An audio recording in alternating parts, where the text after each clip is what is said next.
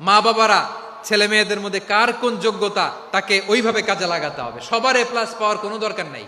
আমাদের দেশে একটা টেন্ডেন্সি আছে, পরীক্ষায় এ প্লাস না পাইলে কই তুই কি করলি, পাশের বাড়ির ছেলে এ প্লাস পাইছে, যা ওর পা ধোয়া পানি খা।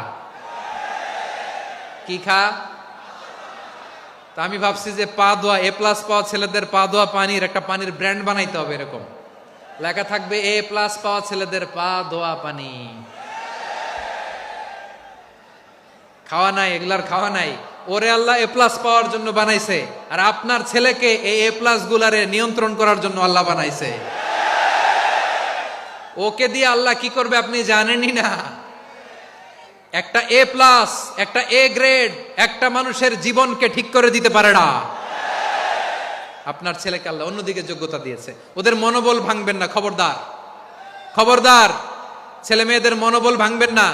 যাকে দিয়ে যেটা হবে তাকে দিয়ে সেটা করতে হবে, তার প্রতিভাকে সেভাবে কাজে লাগাতে হবে। তাহলে বাংলাদেশ, আমাদের এই জনসংখ্যা